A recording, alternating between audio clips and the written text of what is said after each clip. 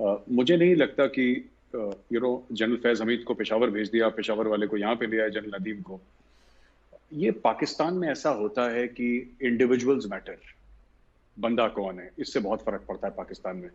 लेकिन दुनिया को इससे फर्क नहीं पड़ता, वहां पे इंस्टीट्यूशंस मैटर।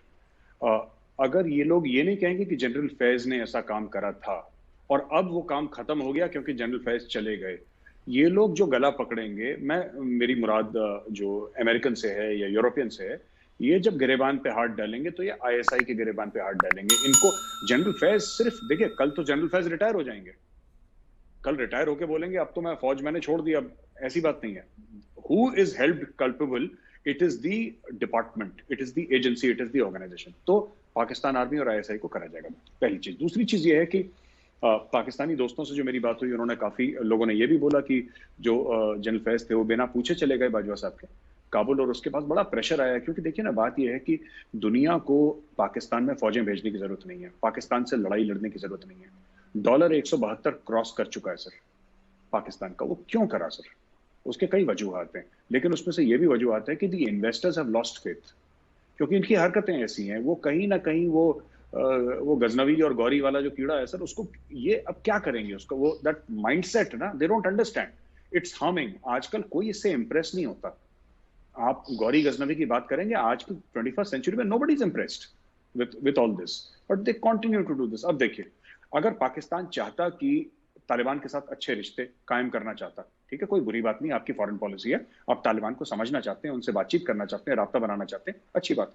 आपको शाह महमूद कुरैशी को भेजना चाहिए था। प्लान पहले यही था सर कि शाह महमूद कुरैशी जाए वहां पे। शाह महमूद कुरैशी का प्लान कैंसिल करा और ये चुपचाप पहुंच गए भाई साहब अपने फैज हमीद काबुल में बात करने के लिए। सरीना होटल में वो लेडी जर्नलिस्ट उनसे मिली, फॉरेन जर्नलिस्ट, पता नहीं कौन से उसकी थी वो चैनल की, उसने बातचीत करी, वो ऑन एयर हो गया इंटरव्यू। तो कहने की बात यह है कि which country sends it's intelligence chief for diplomatic missions? और मुझे ये बात समझ में नहीं आती, अगर आईएसआई खुफिया एजेंसी है तो इतना खुले में काम कैसे करता है? ये खुफिया मतलब खुफिया होता है ना सर, कि किसी को पता ना लगे।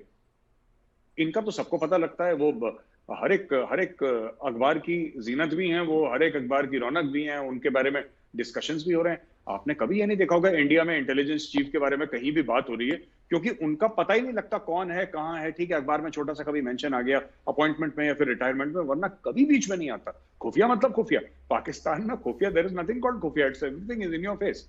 तो ये जो बदलने की बात है, जो आपने बोली कि ये पेशावर चले गए और ये आ गए, देखिए बात ये है कि एंड में फंसेंगे इंस्टीट्यूशंस, ताहिर साहब, एंड में फंसेंगे इंस्टीट्यूशंस। गोरे को कोई फर्क नहीं पड़ता, गोरे को यह फर्क नहीं पड़ता कि बंदे का नाम नदीम है कि बंदे का नाम फैज है, उसको कोई फर्क नहीं पड़ता। उसको यह पता है कि ये पाकिस्तान आर्मी है, ऐसा ही है, और वो बाहें इनकी मरोड़ेगा। ये तो जनरल फैज रिटायर हो जाएंगे 2-3 साल के बाद, फिर क्या होगा sir? He will retire after 2-3 years, but his organisation will be held accountable.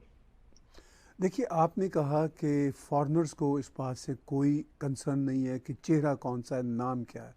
वो तो स्टेट को, रियासत को, एजेंसी को, आर्मी को अकाउंटेबल ठहराएंगे।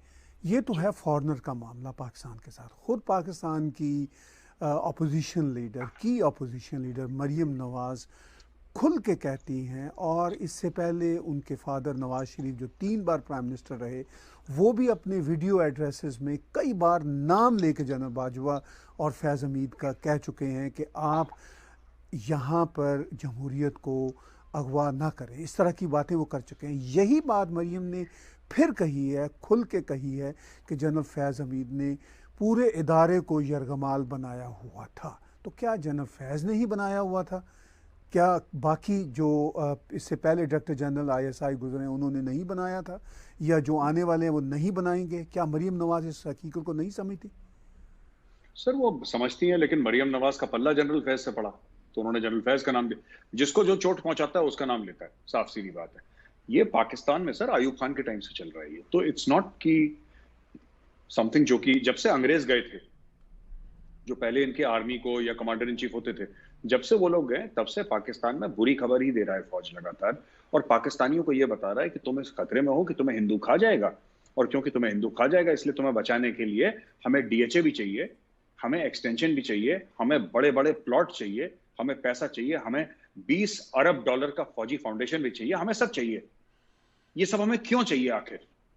इसलिए नहीं कि हम लालची हैं, इसलिए नहीं कि हम लोग सेल्फिश हैं, इसलिए नहीं कि हमें पैसे की भूख है, इक्तदार की भूख है, नहीं, हमें इसलिए चाहिए क्योंकि तुम्हारे पूरब में, तुम्हारे ईस्ट में जो हिंदू है वो तुम्हें खा जाएगा किसी तरीके से। तो इन्होंने जब पॉपुलेशन को कन्विंस कर लिया, उसके बाद नोट तो बरस में थे, तो नोट बरस में सर। अब आपने मरियम नवाज की बात करी कि आपने बिल्कुल जिसको कहते हैं कि अगवा कर लिया। सर ये पाकिस्तान में मैं बता रहा हूं आपको कि कई चीजें तो हमें समझ में नहीं आती। We are unable to understand. Indians को बड़ी दिक्कत होती है क्योंकि हमारे यहाँ ऐसा है नहीं सर। हमने कभी नहीं देखा, हमारे यहाँ कभी ऐसी खबर नहीं आई कि किसी जनरल ने ये कर दिया, किसी जनरल ने वो कर दिया। यहाँ पे army, Indian army is the most respected institution in the country sir. ये कई सर्वेज दिखाते हैं, आप सर्वे का क्या है सर, आम आदमी से पूछ लीजिए सड़क में। It is the most respected institution. Sir क्यों है? इसलिए सबसे रिस्पेक्टेड इंस्टीट्यूशन है क्योंकि इंडियन आर्मी ने सर कभी इक्तदार में आने की कोशिश नहीं करी, इंडियन आर्मी ने कभी कू नहीं करे, इंडियन आर्मी ने कभी यहाँ पे लोगों को अटैक नहीं करा, इस देश पे राज करने की कोशिश नहीं करी। इंडियन आर्मी ने हर समय ये बोला कि we are here to serve the nation and obey and follow the constitution of the country. ये इंडियन आर्मी ने हर समय बोला है। तो लोगों को दिखता है कि जो ये बोलते हैं वो करके दिखाते हैं, और 75 साल से वही चीज करके दिखा रहे हैं। ये लोगों को देखा है, जिसको कॉल ऑफ फेल में फर्क नहीं है सर, इनकी कथनी और करनी में इंडियन आर्मी में फर्क नहीं है। पाकिस्तानी फौज में कथनी करने में फर्क है। अब आप देखिए, आपने मरियम नवाज वाली बात करी सर। मरियम नवाज का क्या केस है सर? मरियम नवाज ने ये अपने ट्वीट में बोला था कि इस शख्स ने, जनरल फैज हमीद ने, मुझे फंसाने की कोशिश करी है। ठीक है सर, वो जो लंदन की प्रॉपर्टी वाला केस था, तो वो जस्टिस कौन थे? तो शौकत अजीज कुछ नाम था सर। हाँ जी, जनरल वो जी जस्टिस शौकत अजीज ने उनको हटा दिया गया वहां से, क्योंकि ये बताया गया कि साहब ये पीएमएनएल के हो सकता है कि ये उसके फेवर में जजमेंट दें, तो उनको हटा दिया गया और बोला कि किसने कराया है? ये कमर जावेद बाजवा साहब ने प्रेशर डाल के खुद करवाया है। और ये चीज होती आ रही है सर, ये होती आ रही है पाकिस्तान में, किस तरीके से मैनेज करना। और सबसे बड़ा इसका यही कारण है, आप देखिए किसी भी मुल्क में एक्सटर्नल और इंटरनल इंटेलिजेंस एजेंसीज अलग होती हैं सर। किसी भी सेल्फ रिस्पेक्टिंग कंट्री में सर इंटरनल और एक्सटर्नल एजेंसीज अलग होती हैं सर। इंडिया में अलग है, यूएस में अलग है, इंग्लैंड में अलग है सर, हर जगह अलग है। इट्स ओनली इन पाकिस्तान और a few other such countries जहां पे जैसे आईएसआई है पाकिस्तान में। आईएसआई सब कुछ देखता है sir, internal external, it is the mother agency. And they don't realise that इससे पाकिस्तान की डेमोक्रेसी को हार्म हो रहा है। इसलिए हार्म हो रहा है सर क्योंकि इन लोगों ने भुट्टो को फांसी में टंगवा दिया, ठीक है सर, इन लोगों ने बेनजीर को मरवा दिया, इन लोगों ने ऐसी कई सारी चीजें करी हैं जिससे कि डेमोक्रेसी इतनी सीरियसली पाकिस्तान में कॉम्प्रोमाइज हो गई है कि मुझे नहीं लगता कि पाकिस्तान में अगले 20 साल तक कभी भी डेमोक्रेसी ठीक तरीके से अपने पैरों पर खड़ी हो पाएगी। ये अभी जो डेमोक्रेसी सो कॉल्ड पाकिस्तानी सोच रहे हैं कि डेमोक्रेसी है, ये डेमोक्रेसी है ही नहीं, है ही नहीं। कोई भरोसा नहीं करता इस डेमोक्रेसी पे। आप दुनिया में किसी से पूछ लीजिए कि क्या Imran Khan genuinely prime minister है, is he a person in charge? Imran Khan से मिलता कोई नहीं सर, इमरान खान से मिलता कोई नहीं। सीआईए का डायरेक्टर आता है, इमरान खान से नहीं मिलता sir, he does not meet him. और यहाँ पे अफवाह क्या फैला देते हैं पाकिस्तानी कि खान ने मना कर दिया कि जब तक बाइडेन नहीं मिलेगा तब तक मैं किसी से मिलूं। ये ऐसी सर झूठी बातें अपने लोगों को ना, अब ठीक है पढ़े लिखे हैं नहीं, उनको जो चूरन खिला दिया उन्होंने खा लिया सर।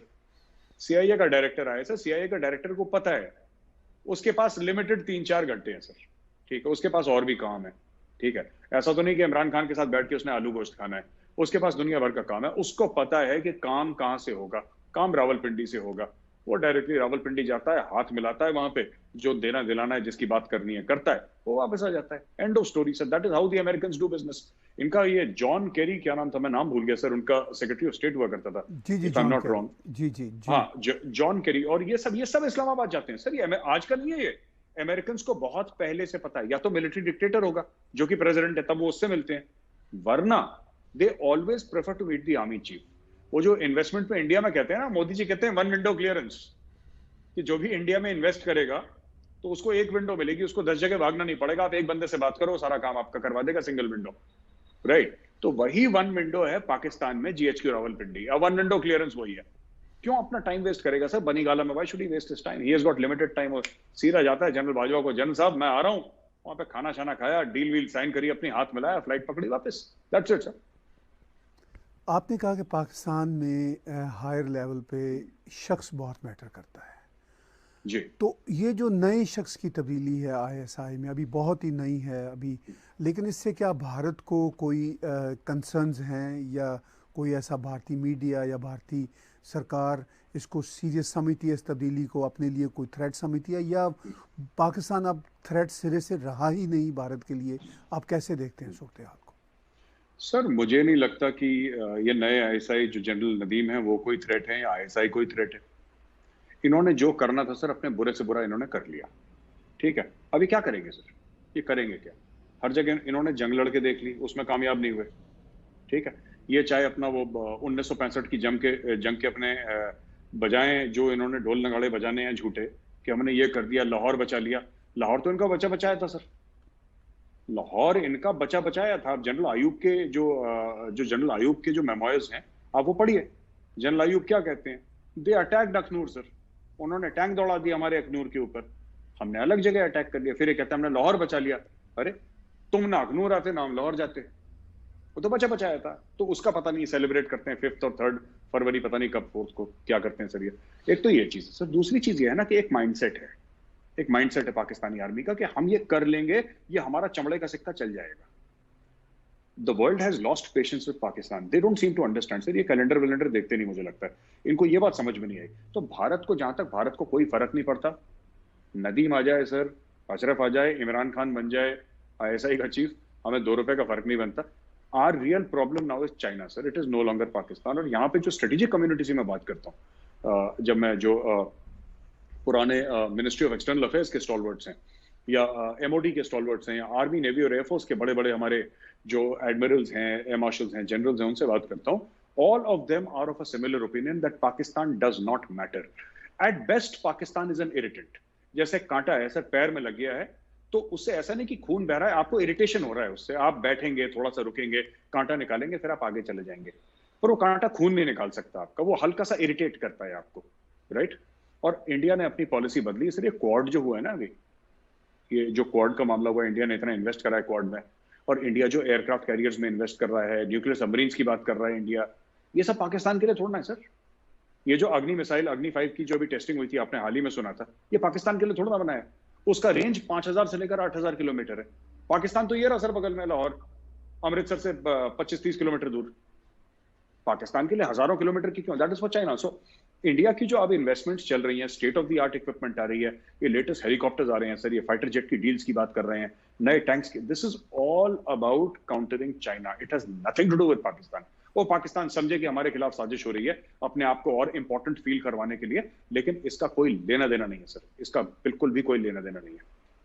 आपने कहा कि पाकिस्तान में ये एक परसेप्शन है कि हमारे ख़िलाफ़ भारत की साजिश हो रही है।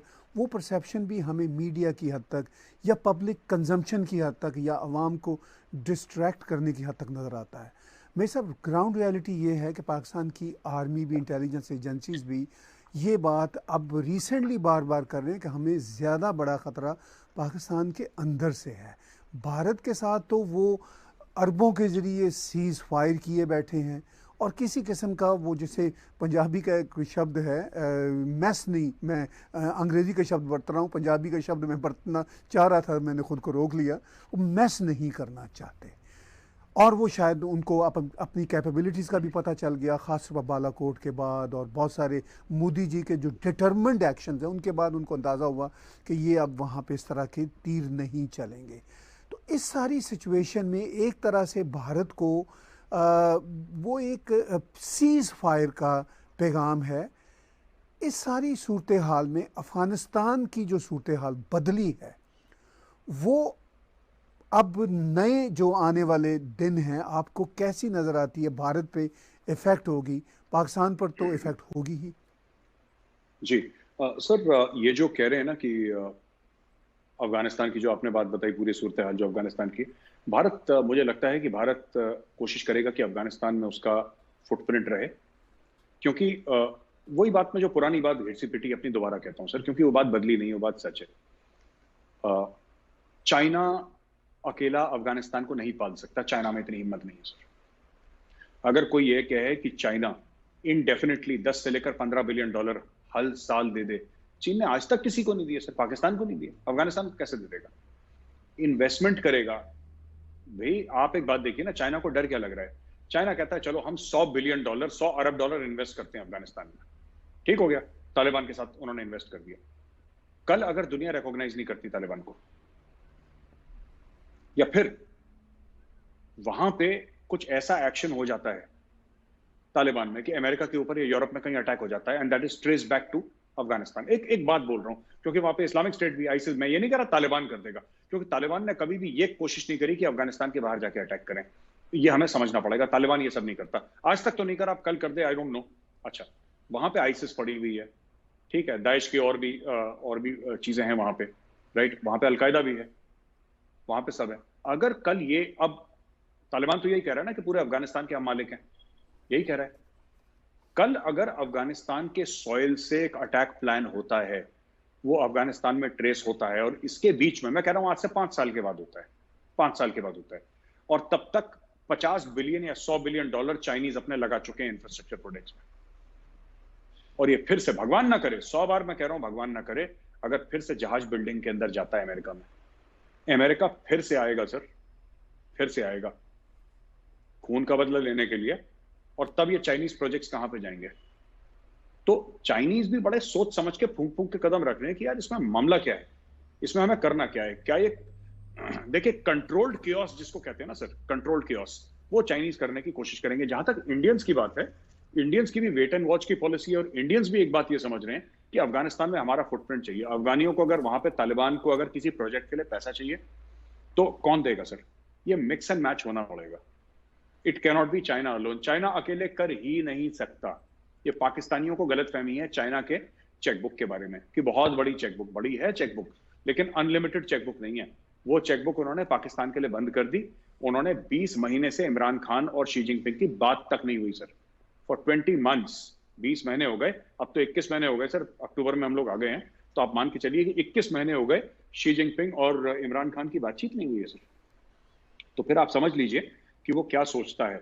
तो इसमें ये एरिया भी, और जहां तक हमारे कश्मीर की बात है, ये काफी पाकिस्तानी मीडिया में लोगों ने कहा भी था कि कश्मीर में ये करेंगे वो करेंगे। सर अब ये जो कश्मीर वाला मामला है ना सर, ये खत्म हो चुका है।